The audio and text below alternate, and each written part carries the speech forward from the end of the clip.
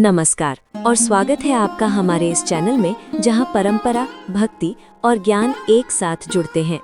आज के इस वीडियो में हम बात करने वाले हैं एकादशी से जुड़े 5 ऐसे महत्वपूर्ण प्रश्नों की जो लोग सबसे ज्यादा पूछते हैं, लेकिन जिनके सही उत्तर बहुत कम लोगों को पता होते हैं।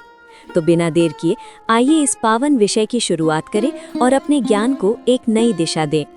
आप देख रहे हैं संपूर्ण गाथा। चलिए शुरू करते हैं। एकादशी, रहस्य, महत्व और शास्त्रों में वर्णित सत्य। क्या आपने कभी सोचा है हर महीने आने वाली एकादशी को इतना विशेष क्यों माना जाता है? क्या ये सिर्फ उपवास का दिन है या इसके पीछे कोई गहरा आध्यात्मिक और वैज्ञानिक कारण भी छुपा है? बहुत से लोग एकादशी का नाम तो जानते हैं, लेकिन इसके सही अर्थ, उद्देश्य और लाभों से अनजान रहते हैं। इसीलिए आइए इस विषय को सरल शब्दों में क्रम से समझते हैं। एकादशी क्या होती है? हिंदू पंचांग के अनुसार हर चंद्र मास की 11वीं तिथि को एकादशी कहा जाता है। ये तिथि 2 बार आती है, एक बार शुक्ल पक्ष में और एक बार कृष्ण पक्ष में। लेकिन एकादशी केवल एक कैलेंडर की तारीख नहीं है। शास्त्रों में कहा गया है कि इस दिन मन, शरीर और आत्मा स्वाभाविक रूप से अधिक संतुलित अवस्था में होते हैं। इसी कारण इसे आत्मशुद्धि का श्रेष्ठ अवसर माना गया है। एकादशी तिथि क्यों बनाई गई? अब ये जानना बहुत जरूरी है कि आखिर 11वीं तिथि को ही एकादशी क्यों चुना गया। शास्त्रों के अनुसार चंद्रमा का प्रभाव मानव मन पर सीधा पड़ता है। 11वीं तिथि के आसपास मन सबसे अधिक चंचल, अस्थिर और भोग की ओर आकर्षित होता है।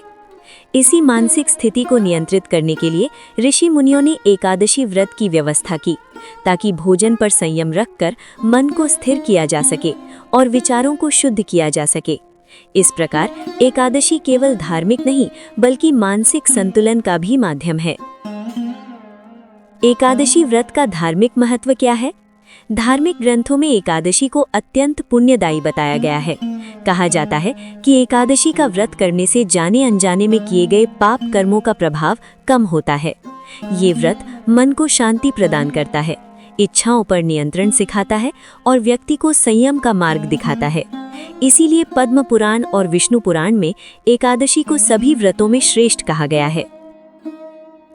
एकादशी का व्रत किस देवता के लिए रखा जाता है? एकादशी का व्रत भगवान विष्णु को समर्पित है। भगवान विष्णु संरक्षण, संतुलन और धर्म के प्रतीक माने जाते हैं। ऐसा विश्वास है कि एकादशी के दिन भगवान विष्णु अपने भक्तों की प्रार्थनाओं को शीघ्र स्वीकार करते हैं। इसी कारण इस दिन विष्णु सहस्त्र नाम, हरि नाम जप और तुलसी पूजन का विशेष महत्व होता है। एक महीने में कितनी एकादशी होती हैं?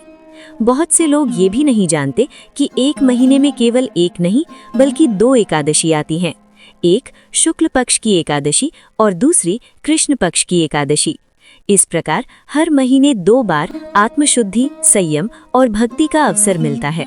यही कारण है कि एकादशी को नियमित साधना का मार्ग कहा गया है।